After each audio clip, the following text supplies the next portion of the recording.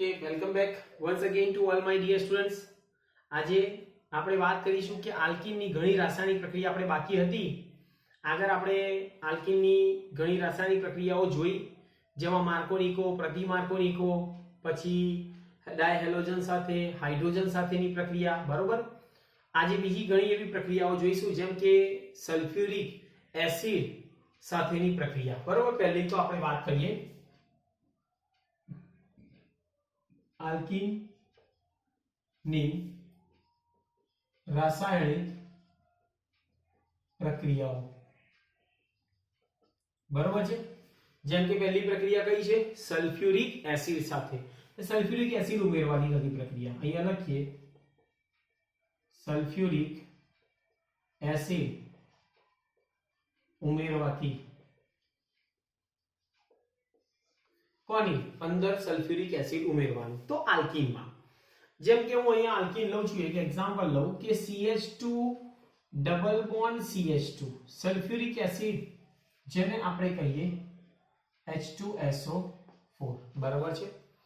એનું બંધારણ આપણે જાણીએ છીએ કે S double bond O double bond O dash O dash H dash O dash H, બરાબર છે. આ રીતે એનું બંધારણ થાય છે.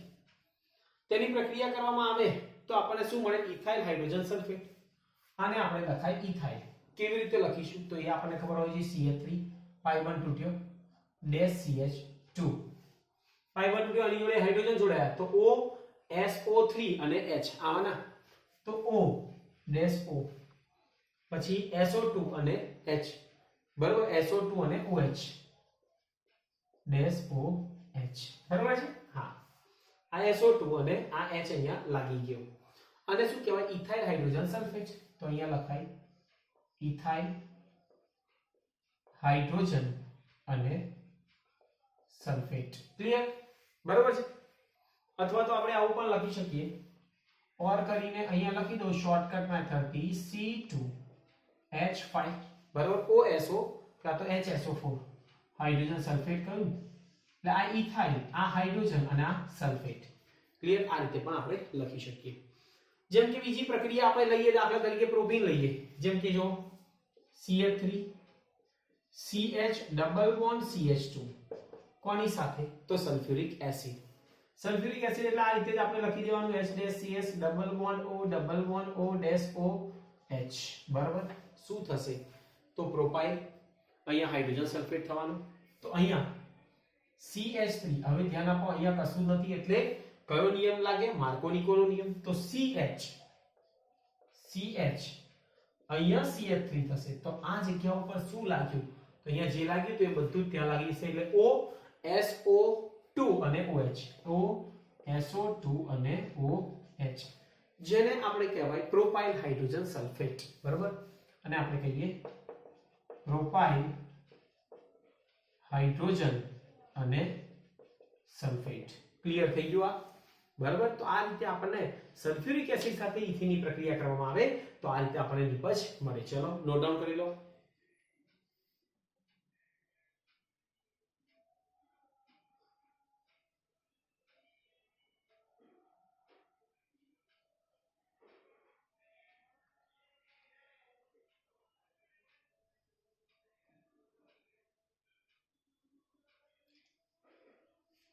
ચલો નેક્સ્ટ આપણને આપ્યું પાણી ઉમેરવાથી થતી પ્રક્રિયા ઇથિનમાં, એટલે આલ્કીનમાં, બરાબર.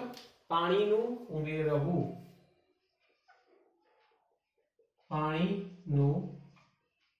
ઉમેરવું, તો આલ્કીનમાં જ્યારે પાણી ઉમેરવામાં આવે એસિડ ઉદ્દીપકની હાજરીમાં, બરાબર, તો આપણને માર્કોનિકોના નિયમને અનુસરે એટલા માટે 2 ડિગ્રી આપણને નિપજ મળે. જેમ કે એક્ઝામ્પલ લઉં છો બેટા, આ CH3 CH, અહીંયા CH3, અહીંયા ડબલ બોન્ડ અને CH2. ક્લિયર? આવું છે. આનું નામ આપણે કહીએ 1 2 અને 3.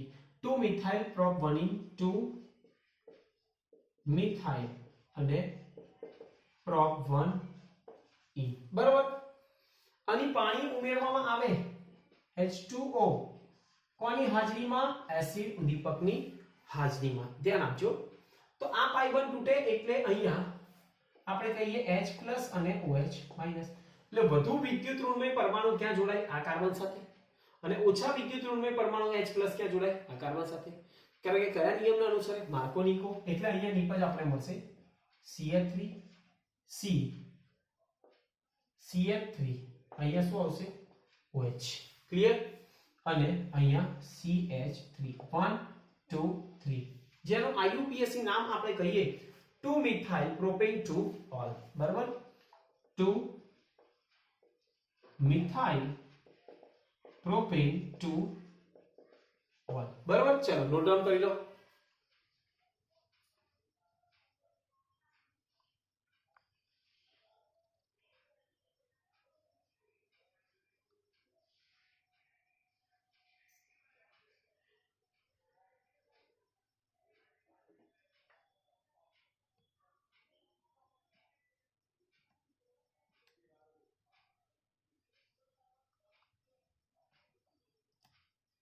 ચલો નેક્સ્ટ આપણે કહીએ હવે ઓક્સિડેશન પ્રક્રિયા. કોનું ઓક્સિડેશન? તો આલ્કીન નું. ચલો જોઈએ ઓક્સિડેશન. ઓક્સિડેશન કોનું બેટા ઓક્સિડેશન થાય? તો આલ્કીન. આલ્કીન સંયોજનોને ઠંડા અને મંદ કોની પોટેશિયમ પરમેંગનેટની હાજરીમાં જેને બેયર પ્રક્રિયક કહીએ. શું કહીએ? પોટેશિયમ પરમેંગનેટ જલીય દ્રાવણ જેને બેયર પ્રક્રિયક સાથે પ્રક્રિયા કરી વિસિનલ ગ્લાયકોલ બનાવે છે. હવે તમને એવું થાય કે વિસિનલ ગ્લાયકોલ કોને કહેવાય? પાસેના બે કાર્બન પરમાણુ પર બે આલ્કોહોલ હોય તો તેને વિસિનલ કહીએ. બરાબર. ધ્યાન આપજો, આ ઇમ્પોર્ટન્ટ છે ઓક્સિડેશન પ્રક્રિયા. જેમ કે અહીંયા એવું કહ્યું CH2 ડબલ બોન્ડ CH2. બરાબર. કોની સાથે પ્રક્રિયા થઈ? પાણીનો અણુ ઓક્સિજનની હાજરીમાં પ્રક્રિયા થાય છે. ઓકે. તો શું થશે? અહીંયા આપણે લખીએ મંદ પોટેશિયમ પરમેંગનેટ જેને કહીએ ઓક્સિડેશન પ્રબળ ઓક્સિડેશન કરતા 273 કેલ્વિન તાપમાને. આ પાઈ બંધ તૂટે એટલે અહીંયા શું મળશે? CH2 અને CH2 OH અહીંયા પણ OH એટલે 1/2 O2 લઈ લઈએ. ક્લિયર. તો આપણને શું મળ્યું અહીંયા? Ethane 1,2 diol. અને આપણે કહેવાય 1 અને 2 ઇથેન 1,2 ડાયોલ. ખ્યાલ આવે છે? જેને ગ્લાયકોલ પણ કહેવાય. શું કહેવાય? ગ્લાયકોલ. સમજાય છે? ક્લિયર. જેવી રીતે બીજું એક્ઝામ્પલ લઈએ આપણે કે દાખલા તરીકે એક્ઝામ્પલ તમે જો CH3 CH double bond CH2 propyne કાં તો પ્રોપ બની પાણીનો અણુ અને ઓક્સિજન. પ્રબળ ઓક્સિડેશન કરતા કોણ છે? મંદ KMnO4 અને 273 કેલ્વિન. બરોબર. શું મળશે બેટા? તો CH3 CH અહીંયા OH CH2 અને OH. બરોબર. જેને આપણે કહીએ પ્રોપેન 1,2 ડાયોલ. અહીંયા 1 2 અને 3 પ્રોપેન 1,2 ડાયોલ. ક્લિયર. તો આવી રીતે આ પ્રક્રિયા થાય આપણને ખબર હોવી જોઈએ કે પાઈ બંધ જ્યારે તૂટે છે તો બંને કાર્બન પરમાણુ પર શું જોડાય છે? હાઇડ્રોક્સી સમૂહ. બરાબર. તો આ થયું ઓક્સિડેશન. કેમ? કારણ કે ઓક્સિજન ઉમેરાયો. બરાબર. તો જ્યારે ઓક્સિજન ઉમેરાય છે તો તેવી પ્રક્રિયાને આપણે શું કહીએ છીએ? ઓક્સિડેશન. ચલો નોટ ડાઉન કરી લો. ત્યારબાદ બીજી પ્રક્રિયા પણ આપણને આપેલી છે કે આનું ઓક્સિડેશન ફક્ત પોટેશિયમ પરમેંગનેટ નહીં પણ બીજા સાથે પણ કરી શકાય. જેમ કે એક સિમ્પલ એક્ઝામ્પલ લઉં. દાખલા તરીકે અહીંયા હું એવું લઉં કે CH3 CH3 double bond CH2. ધ્યાન આપજો.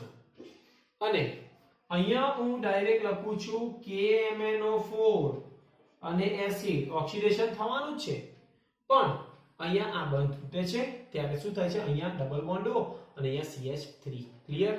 તો આપણે કીટોન મળશે. અહીંયા શું લાગશે? CH3 C double bond O dash CH3. હવે ધ્યાન આપજો. છૂટું શું પડ્યું? તો અહીંયાથી આપણે કાર્બન ડાયોક્સાઇડ અને પાણીનો અણુ છૂટો પડે છે. CO2 plus H2O. બરાબર. હવે આ શું મળ્યું? Propane 2 one. Propane two one. શું થયું? ઓક્સિડેશન થયું. ખ્યાલ આવી ગયો? એટલે આ બંધ અહીંયાથી તૂટશે. એટલે આ તૂટ્યો એટલે અહીંયા શું થઈ ગયું? આ નીકળી ગયો આખો કાર્બન ડાયોક્સાઇડ અને પાણીનો અણુ અને અહીંયા C ડબલ બોન્ડ O લાગી ગયો. ક્લિયર? જેને આપણે કહીએ પ્રોપેન ટુ ઓન. ક્લિયર? તો આ પ્રક્રિયામાં નિપજ જે છે એ આલ્કીનના સ્વભાવ અને પ્રક્રિયકની પરિસ્થિતિ પર આધાર રાખે છે કે ભાઈ આલ્કીનનો સ્વભાવ કેવો છે. જેમ કે એક્ઝામ્પલ લો, દાખલા તરીકે બીજો કેસ, દાખલા તરીકે આવું હોય CH3 CH double bond CH dash CH3, બરોબર છે? આ રીતે હોય. અને તમને કોઈ એવું કહ્યું ચલો અહીંયા KMnO4 અને H+ છે, તો અહીંયા શું મળશે બેટા? ઓક્સિડેશન થાય, અહીંયાથી બોન્ડ બ્રેક થવાનો છે એટલે ડાયરેક્ટ જ આપણે શું મળશે? 2 મોલ CH3 COOH, જેને આપણે કહેવાય ઇથેનોઇક એસિડ. શું કહીએ? Ethanoic acid. એટલે આ પોઈન્ટ આપણને ખબર હોવી જોઈએ. અહીંયાથી બ્રેક થશે તો આ કાર્બન ડાયોક્સાઇડ, અહીંયા કીટોન મળી ગયું. અહીંયાથી બ્રેક થશે, શું મળ્યું? ઇથેનોઇક. એટલે મેં તમને કહ્યું કે અહીંયા આ પ્રક્રિયાની નિપજ આલ્કીનના સ્વભાવ અને પ્રક્રિયાની પરિસ્થિતિ પર આધાર રાખે છે. બરાબર?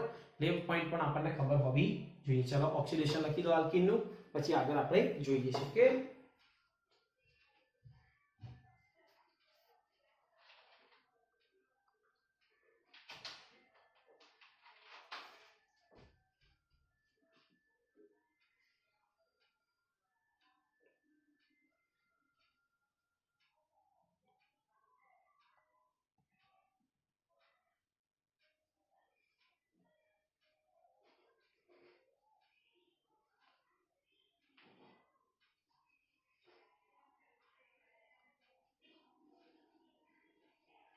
કે ચલો નેક્સ્ટ પોઈન્ટ આપણને આપ્યો ઓઝોનોલિસિસ. કોનું ઓઝોનોલિસિસ? તો બેટા આપણે કહીએ આલ્કીનનું. બરાબર? તો ચલો નેક્સ્ટ પોઈન્ટ આપણે વાત કરીએ ઓઝોનોલિસિસ. બરાબર? ઓઝોનોલિસિસ એટલે આલ્કીનની ઓઝોન સાથેની પ્રક્રિયા. કેવી રીતે થાય છે? મોસ્ટ ઇમ્પોર્ટન્ટ પ્રક્રિયા છે, ધ્યાન આપજો. કે દાખલા તરીકે હું અહીંયા આલ્કીન લઉં છું CH3 CH double bond CH2 1 2 અને 3, જેને આપણે કહીએ પ્રોપ 1 ઇન. બરાબર? હવે ઓઝોન સાથે જો પ્રક્રિયા કરવામાં આવે તો ધ્યાન આપો કે અહીંયા આ પાઈ બન છે ને, અહીંયા CH. ઓકે, તો અહીંયા CH3 તો છે જ, આ ઘર બનાવી દીધું ઓક્સિજન. અહીંયા શું આવશે? CH2. આ ઓક્સિજન, અહીંયા ઓક્સિજન, ઘર બની ગયું. જોઈ લેજો અહીંયા CH2 પેલી બાજુ CH CH3 ઓઝોન. ક્લિયર? બરાબર? હવે આને આપણે કહેવાય અહીંયાથી બોન્ડ બ્રેક થાય, અહીંયાથી બોન્ડ બ્રેક થાય. જેનું નામ આપણે લખવું હોય તો પ્રોપીન ઓઝોનોઇડ કહેવાય. આને શું કહેવાય?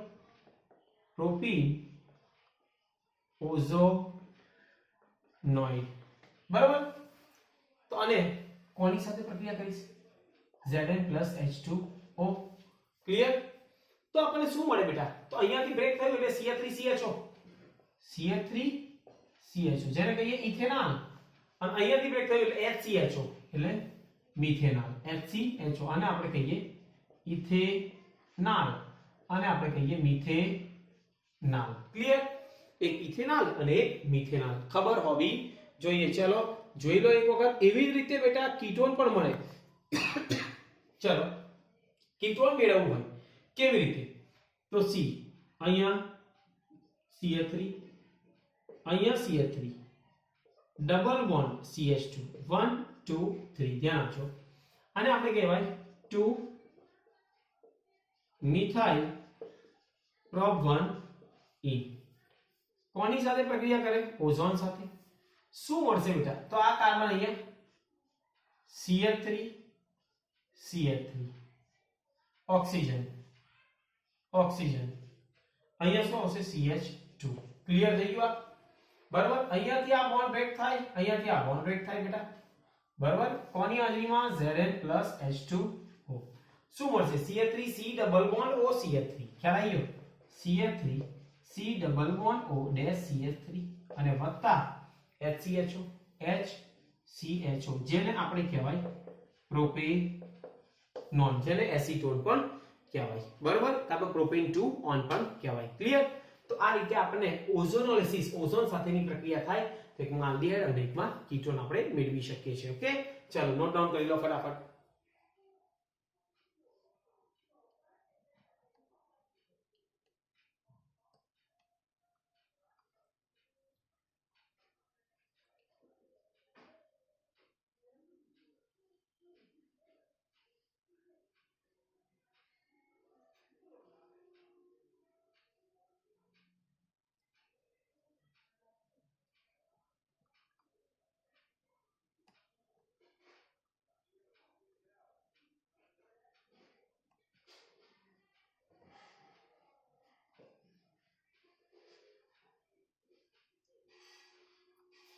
ચલો ઓકે, હવે આપણે વાત કરીએ બેટા પોલિમરાઇઝેશન. આલ્કીનમાં પોલિમરાઇઝેશન પણ જોવા મળે, છેલ્લી પ્રક્રિયા જોઈશું આલ્કીનની, અને પછી નેક્સ્ટ વિડિયોની અંદર આપણે આલ્કાઇન વિશે વાત કરીશું. કે તો જોઈએ આપણે પોલિમરાઇઝેશન. નેક્સ્ટ પોલિમરાઇઝેશન, જેને આપણે કહીએ બહુલીકરણ. એનો મતલબ એવો થાય, પોલિમરાઇઝેશન એટલે શું? તો બધા પોલિથીનની થેલીઓ જોઈ હશે, પોલિથીનની શીટ જોઈ હશે, તેને ઊંચા તાપમાને અને ઊંચા દબાણે ઉદ્દીપકની હાજરીમાં ઇથિન અણુ એકબીજા સાથે જોડાઈ અને પોલિથીન બનાવે છે. એટલે આપણે એવું કહેવાય કે પોલિમરાઇઝેશન એટલે શું? કે ઘણા બધા અણુઓ એકબીજા સાથે જોડાય છે અને વિરાટ કદનો અણુ બનાવે તેને પોલિમરાઇઝ, એટલે એને પોલિમર્સ આપણે કહીએ છીએ. અને જે બન્યું એ પદ્ધતિને આપણે પોલિમરાઇઝેશન કહેવામાં આવે છે. એવું કહીએ કે સાદામાં સાદા અણુઓમાંથી પોલિમર બને છે તેને મોનોમર કહીએ છીએ.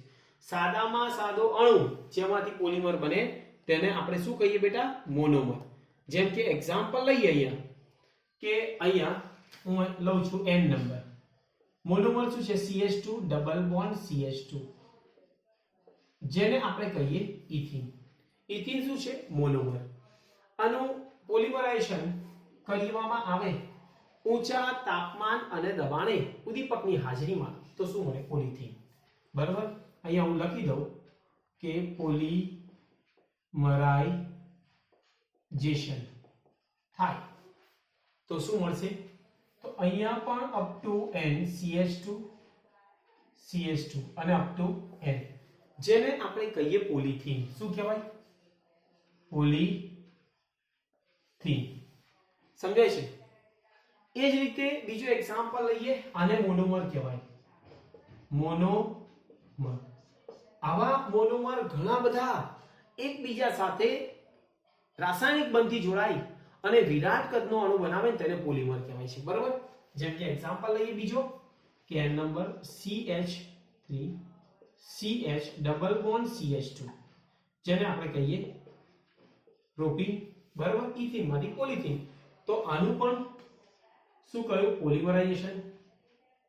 મરાઇઝેશન. આનું પોલિમરાઇઝેશન કરવામાં આવે તો પણ આપણને શું મળશે? ધ્યાન આપજો, CH અહીંયા CH3 અને CH2 અપ ટુ n, તો તેને આને શું કહેવાય? પોલીપ્રોપીન. બરાબર, પોલીપ્રોપીન એટલે એક પોલિથીન અને એક પોલીપ્રોપીન. તમે બધા જાણતા હશો કે આ બધા પોલિમર્સ પદાર્થો છે તેનો ઉપયોગ તમે ખબર હોય કે પ્લાસ્ટિકની બેગ હોય, બોટલ, રેફ્રિજરેટર, ડીશ, રમકડા, પાઇપ, રેડિયો, બરાબર, ટીવીના કેબિનેટ, આ બધું બનાવવામાં વાપરવામાં આવે છે. ત્યારબાદ પોલીપ્રોપીન તમે જો નો ઉપયોગ દૂધના કેરેટ છે, પ્લાસ્ટિકની ડોલો છે, બરાબર, આ બધું બનાવવામાં આપણે તેનો ઉપયોગ કરતા હોઈએ છીએ. અને ઇવન આપણે એવું પણ કહીએ છીએ કે પોલિમરનો ઉપયોગ પણ બે પ્રકારના પોલિમર હોય, જૈવ વિઘટનીય અને જૈવ અવિઘટનીય. જે 12મા ધોરણમાં આપણે ભણવામાં આવશે કે જૈવ વિઘટનીય પોલિમર કયા, જૈવ અવિઘટનીય પોલિમર કયા. જેમ કે આપણે કેપ્સ્યુલ જે દવાઓ લઈએ છીએ એની બહારનું જે પડ લાગેલું હોય છે ને તે પણ પોલિમર્સ જ છે. બરાબર, જે આપણા શરીરની અંદર તેનું વિઘટન થતું હોય છે. બીજું કે ડેક્સ્ટ્રાલ નામનો પોલિમર, જેને આપણે ટાંકા લઈએ છીએ, બરાબર, ઓપરેશન દરમિયાન જે ટાંકા લેવામાં આવે એ પણ એક પોલિમર છે અને એનું વિઘટન થતું હોય છે. ક્લિયર? તો આવા ઘણા બધા પોલિમર વિશે 12મા ધોરણની અંદર આખું એક ચેપ્ટર છે, એની અંદર આપણે ભણીશું. બરાબર, તો અહીંયા બેટા આપણે ઇથિન કમ્પ્લીટ થયું, એટલે કે આલ્કીન કમ્પ્લીટ થયું. બરાબર, નેક્સ્ટ વિડિયોની અંદર આપણે આલ્કાઇન વિશે વાત કરીશું. આલ્કાઇન નું પહેલું તો બેઝિક વિશે આપણે ડિસ્કસ કરીશું અને ત્યારબાદ તેના IUPAC અને સામાન્ય નામકરણ. બરાબર, અને ત્યારબાદ તેની બનાવટ વિશે જોઈશું. ઓકે, તો આજના વિડિયો માટે આટલું enough. Thank you very much.